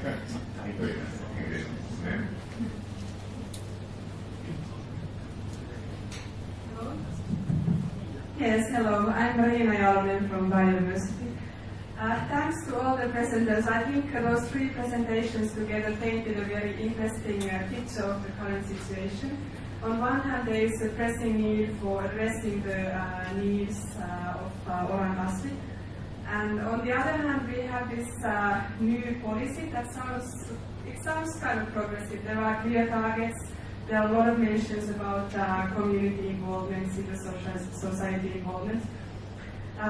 So it's interesting how the situation can develop from here. But I guess my question is, how can we help to make sure that policy is actually implemented? We know from other contexts that Malaysia has beautiful policies. The problem is only in implementation. So what does it take? How can we support that process of policy implementation? And like in practical terms, what do you think are some of the kind of the easiest, lowest hanging fruits in terms of those targets? What would be the easiest to help to achieve? And what are maybe the most difficult ones that take much more than I don't know, passing a policy that really need cultural change in the way how the protected areas or natural resources are managed, and how we can make it more collaborative, more equitable process. Thank you. Okay, one more question. Secondly, questions by students are very welcome. We have many students here.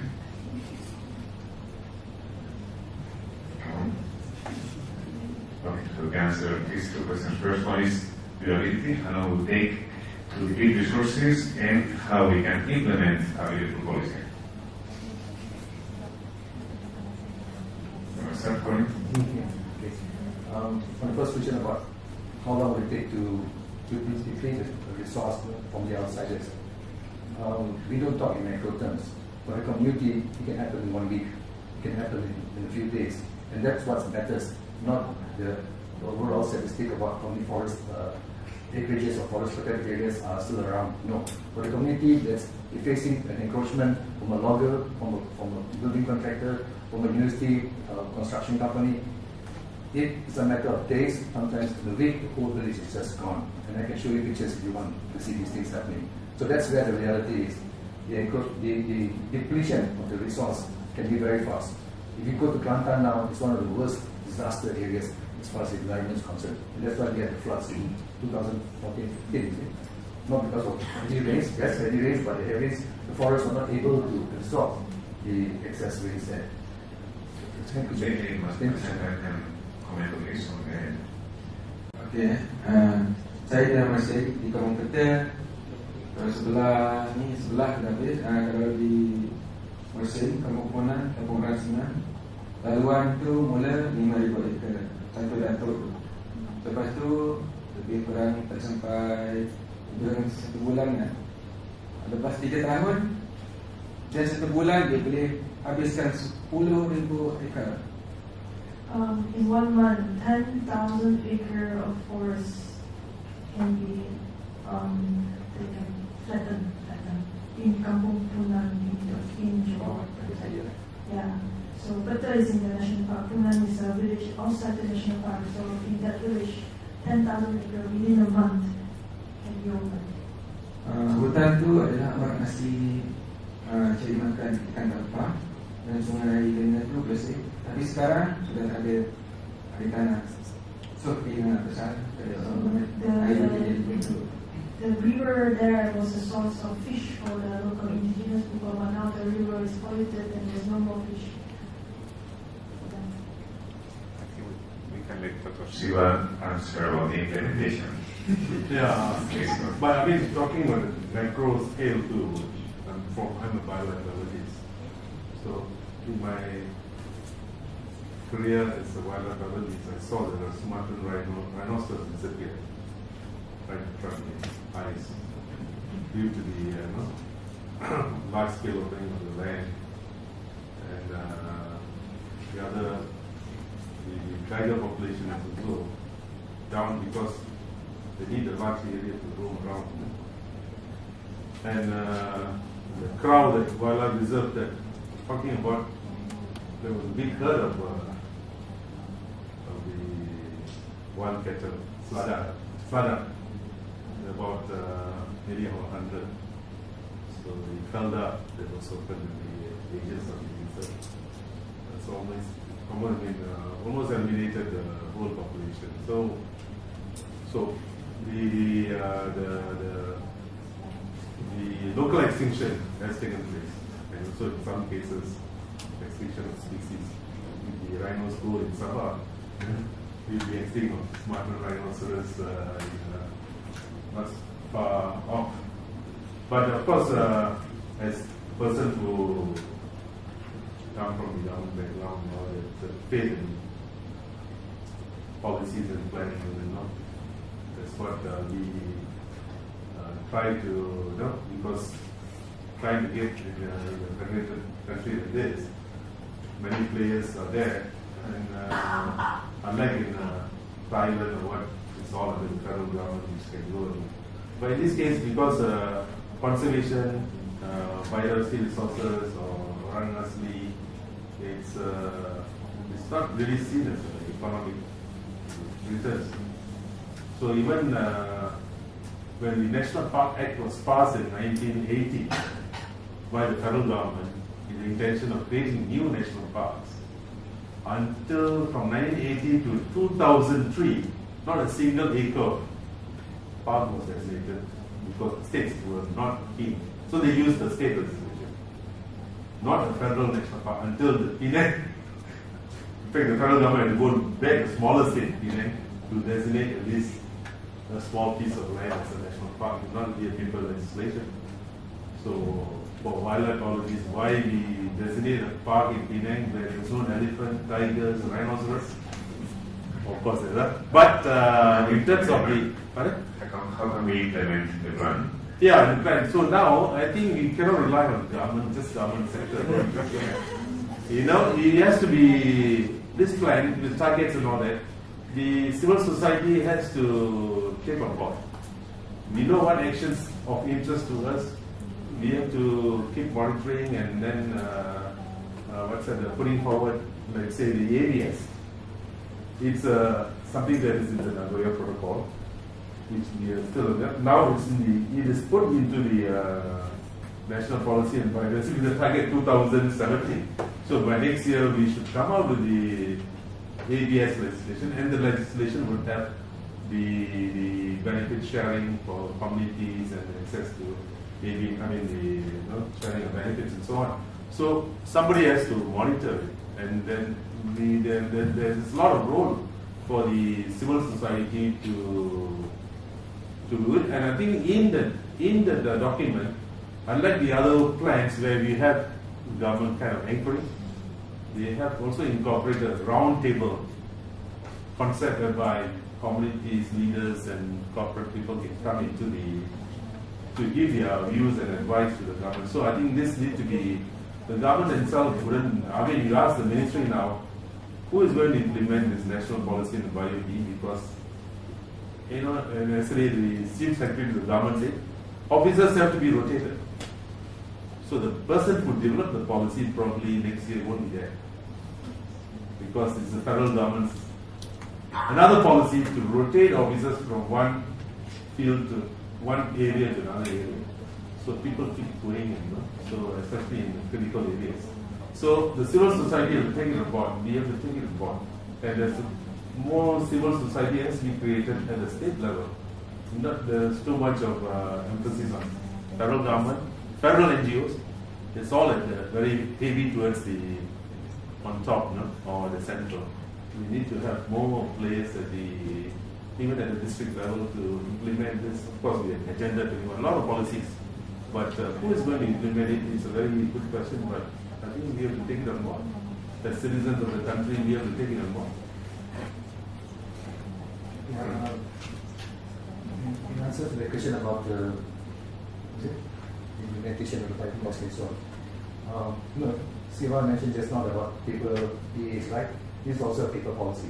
Yeah, That's for sure. definitely. Yeah. It's a policy. It's not a law. It's not an enactment. So it's just like a document that's that country hopes to achieve this. But I'll tell you this: I'm very confident that it will not be achieved unless, as the theme of this series says, there's a change in mindset. With the existing people in power, existing managers, you cannot expect that to happen. With all the good intended people like Siva and all the others around, if you have nobody up there with the right mindset, these things will never happen. We need to educate young people today, so that in 2050 we got a batch of people where environment and the green movement and all these kind of things are nothing, are second nature to them. You drive a big SUV in Europe, people will look down on you like hell. Here it's like, wow, so grand, so lucky. So we have to change we have to teach young people today that there are values which have been taught all this while, not just in terms of economics or in terms of religion, but also in the environment and in terms of living as human beings. This needs to be changed. This needs to be put at a level where everybody is equal, so that everybody thinks as a human being for the good of other people, not for the good of your own advancement. So that's where the change is. That's where they need the change in mindset. At a very young age, a long-term plan. If I can comment on this, I think something that we need to be very clear in Malaysia is they need to share responsibilities and to transfer responsibilities away from the government. So right now, conservation, and it's the same to the case of the Orang affairs, it always falls from one agency, which is always small, underfunded, underpowered, they cannot do much. So then you have an agency looking at road, looking at field estate, and they're the ones who make the development, do the environmental damage, but then it's the conservation agency, which is the poor sibling of the government who has to take care of all the consequences. And I think what we need to do is to transfer the responsibility from not only transfer, but kind of share responsibilities. Those who do development need to take care of conservation, take care of people welfare in the forest, but also people like us. I'm sure if I ask any one of you, do you want the forest to be conserved? Do you want organizers to have the land to use the customary lifestyle? We'll agree, but we don't contribute anything for that. So I think we need to understand that it's also part of our responsibility to allocate part of our taxes or part of our political power, if you want, the political demand when we choose our leaders, because we have much more influence here, and also the corporate sector, they play an important role. I just come from a workshop the last 2 days with the Malaysian Palm Oil Corporation and POC, in which we were discussing about human-wildlife conflict, and it was very interesting how they were very, very unwilling to take any responsibility, but after talking, they were very open-minded. I think communication is something we don't do enough. And we can agree here, and we can all have the same mindset and think that we can find the bad guys and blame, but we need to go and talk to them and engage them. And in many cases it will work. Not always, definitely, but in some cases it might work. So I think that's a very important message, not transfer the responsibility and not put only in a few agencies who will not be able to implement a beautiful policy. The policy is beautiful, but the implementation is going to be very, very difficult. Right? Okay, we have 5 minutes for one question from Nagu. And anyone else? Okay. Thank you all for that excellent talk. Terima kasih ya, menarik. The issue for implementation policy and the low-hanging fruit. Actually, I think the policy is a public document, and I think Colin is correct. It's not even a law, right? So, but I think IGOs, civil society, even universities has a role to play, because you see that policy is out there. You can pick it up and you can implement it. And I think the motto for the day is to mainstream biodiversity. I mean, like a university like Nottingham. How many people beyond the environment sector talks about biodiversity? So I think even IGOs can do that. Right? I mean, you can pick up the policy, and I think we need an awareness change. More than awareness, I think Malaysia we need action, people's attitude to change towards biodiversity. And I think Colin rightly put it. I think the universities can look at the document and quickly pick it and say people in business school, people in engineering, have elements so that students can mainstream biodiversity in their sector further on. And I also have one observation. I have this problem about the word educated. I think you cannot refer to orang asli being non-educated in their sense, because I think their ethno knowledge, their traditional knowledge, every time I go to the field, I'm humbled by how much they know, you see. So I think we need a paradigm shift in Malaysia and everywhere else in the world. Probably our education system should be integrated in such a way that it suits them. Because I agree, like, you want to employ them without paper qualification would be impossible.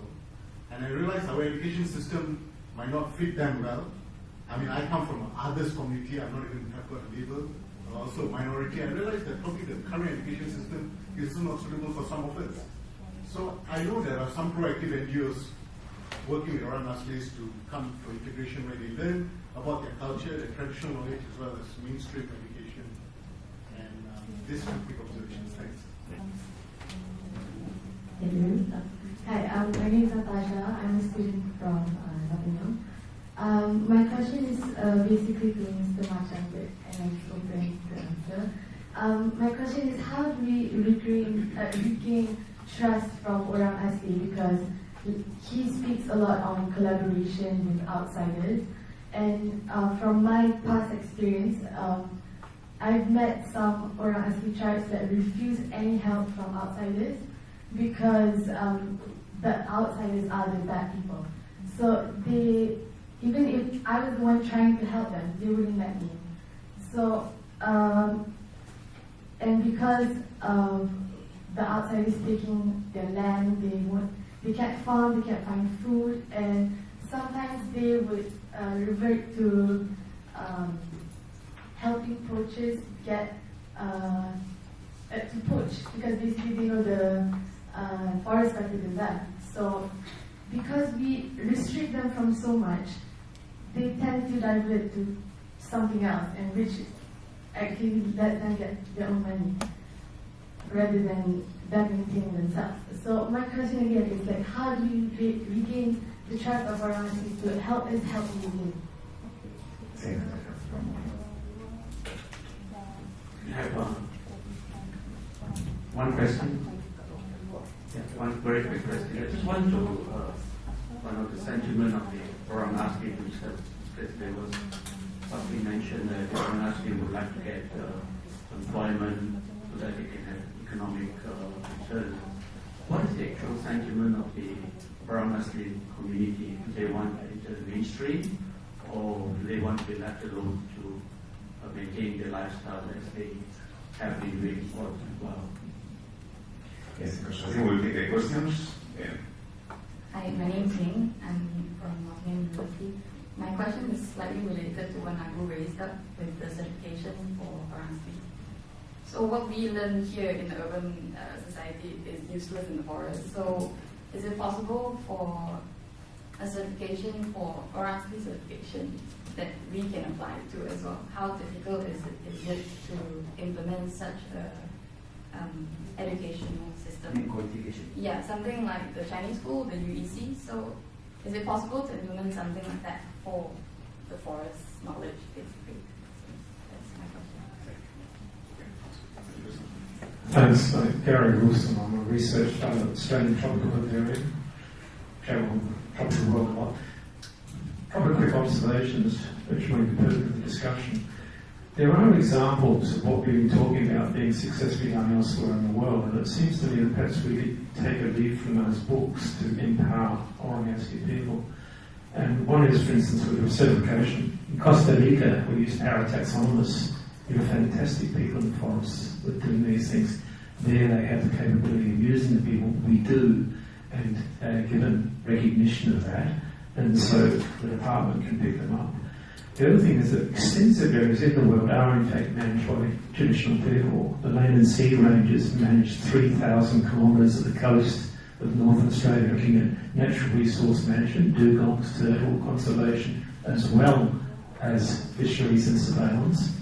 And Kakadu National Park and World Heritage Area, which is a huge area, is totally managed by the traditional owners who live on site and run the international tourism and a uranium mine. So these are examples we might learn from, but also might give us insights as to how we might empower Orang Asli. Okay, so we have 4 questions: education, certification for forest skills, mainstreaming, and how we can give more power to the management of the land. So I think this question may for much time. All 4. We don't have time, so then as much as you want to answer, and then we so then.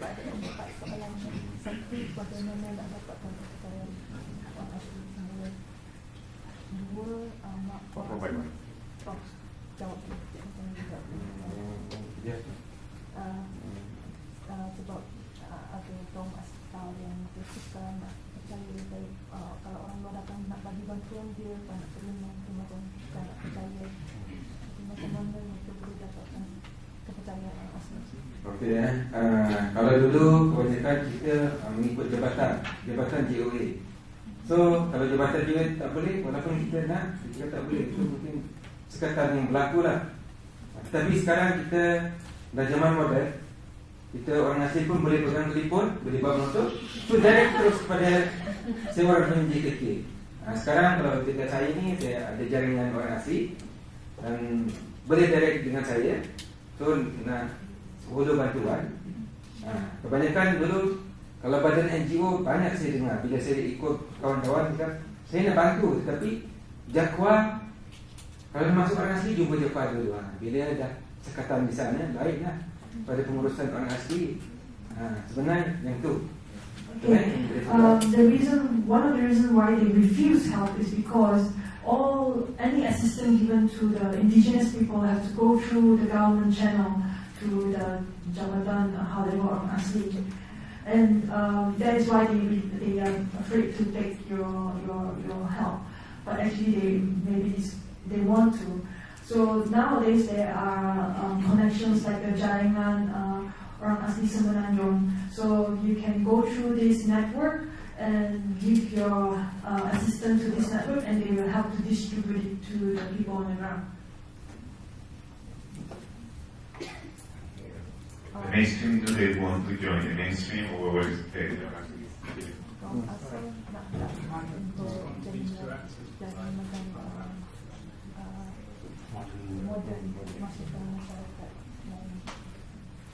Okey, saya jawab tentang tu. Sebenarnya orang asli pun nak moden, jemur. Contohnya hari-hari nak tengok hutan. Orang asli pun nak pergi ke bandar juga. So orang asli nak seimbang. Hutan nak, luar nak. Contohnya sekarang di kampung peta. Dulu orang lain pergi balak, kami orang terkesat. Tapi sekarang kami sudah bila Taman Negara sekat kami mula membawa tindakan pengukuran kami buat sendiri. Lepas tu kami bawa kes ni ke mahkamah. So sekarang kes peta di mahkamah lah. So dia menindas orang asli. Bila orang asli guna tanah yang Datuk nenek moyang dulu, pejabat tanah pun hantar satu surat itu bukan tanah orang asli, itu tanah kerajaan, itu tanah pilitan, itu tanah forest. So kami sekarang, kalau kami ada ekonomi, kami akan sama nak juga kemajuan bersama dengan orang luar. Tapi kalau saya di hutan tak boleh jemput orang putih, orang Melayu, orang Cina. Yang tu jadi orang asli tak maju lah. So akan berlaku tidak ada share. Tapi sekarang orang asli boleh katakan mana yang boleh faham. Kalau di hutan dia orang asli boleh guna hutan. Kalau di luar pun orang asli boleh pegang motor, boleh buat kereta, boleh guna handphone. Memang kita nak perlu yang tu. Orang asli pun ada tanah, orang Melayu pun ada tanah. Kita nak sama gabungan yang sokongan padu pada luar dengan orang asli. Yang tu saya mau. Okay, Cik Machan said they want to be modern, at the same time they want to retain the ties with the forest, preserve the forest. So, for example, if he likes to go outside to meet people, to talk to people, to have telephones, to have motorbikes, but at the same time he also know more about his rights, so that they can protect themselves. And he thinks it needs to be a balance between these two worlds. They want to be part of the mainstream, but at the same time they want to preserve their heritage, and they want a balance between these two. So I think we are out of time, so just 2 minutes, I will pass the microphone to Orang Putih, Orang Asli. We have here, and then briefly each one of the speakers will have a couple of minutes to finally wrap up very quick, okay? After this, will be time for catch up, and then you can go one-to-one. We'll have some time here. So just hello, my white man or outsider's name is Alex. I'm living as like an alien Orang Asli, semi-nomadically in the forest of Bang. I just want to answer both of your questions. So I think there's a lot of diversity in terms of the way that Orang Asli want to develop in the future, even within the same community. So, for example, in the community I'm living in, the Batek, the women are a lot more traditional, and they really want to be left alone and live a very traditional life in the forest.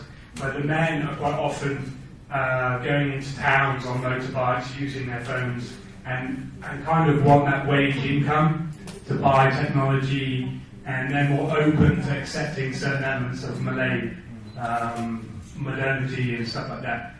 So they're more receptive, but the women really want to be left alone. They don't want interaction with Malays in any circumstance. They're much more traditional, even in their language. Some of the language they use is so much more traditional that their husbands don't understand.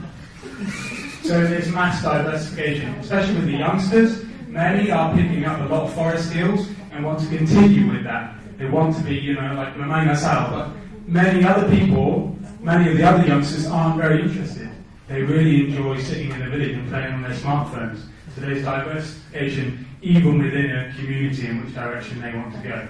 I think in terms of trusting Malays, the word outsiders is often used just for Malays. So Chinese and white people will be referred to as Chinese and white people, and the outsiders may be specifically Malays, and that word, which is quite often similar in different Orang Asli groups, they use the same word for like outsiders. It's very derogatory, and I think they won't trust until they stop seeing their forest being cleared, until they stop being lied to. They're mistreated in so many ways. I mean, for example, when a large area of their forest is due to be logged again, and they bring that matter up to the land authorities and Japua, they get, the headman goes to speak with these people, and they turn up and he says, this is our ancestral land. I mean, he says you can log here, like massive area. They say, I'm not going to try and ban you from that, but this very small area, our ancestors are buried here.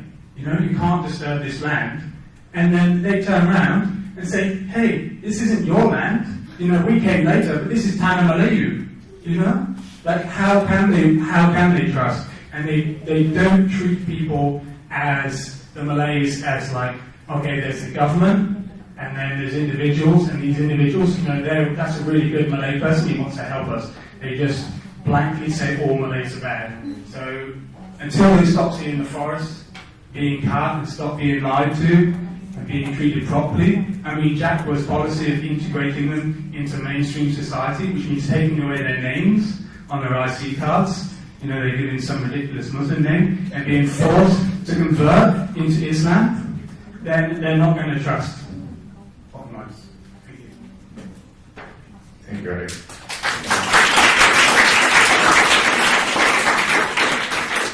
So just a number about Colin, Shiva, and Okay, yeah, actually there's much to comment on that, but I think it's a lot of generalizations. The issue of trust is a very important one. If I come to you and say, you know, I'm a researcher, I want to study your sexual life or your home life, can I come and stay with you? Are you going to accept me immediately? No. Any human being would relate to another human being in a normal way. If they judge you as somebody who's genuine, who's interesting, and over time get to know you, they will trust you. Whether you are Malay, Chinese, American, or whatever. You cannot generalize like that. Okay? So it's your interpersonal relationship, and unfortunately, in the case of Orang Asli, if you're a researcher, it's the history of the past people who come before you. They made all kinds of promises, they made did all kinds of things and never carried out. They just get fed up of another guy coming in doing the same thing. But in the end, it's still one-to-one trust basis. Okay? And then you were mentioning about the conservation areas in other countries, examples like Takadu and Uluru or Ayers Rock in Australia. We also tried it in this country. You know, in Sabah, for example, where communities under the Tagal forest system did actual scientific methods, because under the Sabah forest ordinance, if you can prove that you can scientifically do this and that, you have a right to manage the forest. There's some kind of a clause there, you see. So the communities have been trained how to do mapping, community mapping, how to do land use studies, how to do counting of resources, animals, and flora and fauna. All that according to real scientific standards, you know. And it was going on for a long time with the Sabah Parks Corporation Troppers. But one guy from the forest government comes up and says, no, the forest is for forests, you know, animals and trees, people out, and that's it. You know? I mean, this what actually happened in Sabah. So if you got people who need to be educated, they are the ones who need to be educated, not the Orang Asli, you know. Regarding mainstream and whatever, no, working outside and working and living your lifestyle. No, there are Orang Asli today who are doctors, they are professors, they are lecturers, they are one lecturer in IT, in information technology. So you cannot generalize Orang Asli as all being living in the forest. I was concentrating on those people who prefer to live in the forest and still want to live in the forest. They only represent about 40% of the Orang Asli, 40-45%. Many of the other Orang Asli, if you see them in town today, they did no different than a local villager, a rubber smallholder or. So don't generalize the Orang Asli as all are the same. Many are already living in the towns. Many are living same lifestyles as you and I. You probably see some in this room today, but you will not identify them as Orang Asli, and there's one around at least today, other than Macam, and so on. The other thing is your certification and qualification. Actually, what you mean is qualification. Like, you know, when Sia was saying during the crowd time, we wanted to apply the Orang Asli because they were knowledgeable. Why get a guy with Form 5 certificate who's never been in the forest, doesn't know the difference between a beetle and a bumblebee? It's ridiculous, right? But as he said, the practical options, we call it? The political equivalent. So the people who were in the research found out that according to our public services department, you don't need a certificate, HSC and so on. HSC or equivalent? Usually it says that. But the Director General of any department can issue a certificate, equivalent to SPM or whatever, provided they have all these criteria. So that the criteria to be able to plant trees, able to identify animals and so on. And that was done. So we can do things if you really want to. There are ways now. But it's being done. Yeah, it's done. But there's 8 people there. But on a job specific, localized. Only For that location? Only in that location, because in the Now other you areas, have to use a different. so a lot yes, the people really managing those things. I think I just jump to the thing. Mainstreaming has to be both ways. Even in a lot of government, I mean, it can be individuals, you say, but it has to be constantly mainstream. Because the other thing is that our education system, environmental education, is not a subject, and less people doing biology. Now, when I took my A levels or that, now only people take biology. They want to become a doctor. They are dropping biology. So you can be highly educated but zero knowledge on environment. So a lot of things need to be done. So civil society has to play, and you cannot just leave the government. If not, you wouldn't. So mainstreaming has to be both ways. But on a personal basis, I feel that this biodiversity and cultural diversity has some strong relationship. Because why? If you look at Malaysia, it's one of the mega biodiversity. Because we're looking at around there's 18 different groups of tribes. In Sabah, Sarawak, probably another 40 each. And look at the Chinese, they've got various dialects or groups also. And Indians like myself, Nandu, we come from a very small, probably also extinct group from all the way from our forefathers came from Jaffna to here. There's only about 30,000 people in Malaysia of that group. I mean, we don't speak the language, we are not very, so you can go extinct. But when two Jaffna people, countrymen with us, see the palmyra tree, we ask them, what's palmyra tree? They go, it's a symbol of the culture. No? So this is found in Kedah and all that. So, and Mexico, Indonesia, China, all these countries, you look at it, the language diversity is very high. You go to Papua New Guinea, you go to another village, it's another language. So the language diversity the cultural diversity actually is supporting the biodiversity. So we need to take note of it. If you lose our cultural diversity, we might be losing our biodiversity. So that's my personal idea. Thank you very much. Okay, can I say again?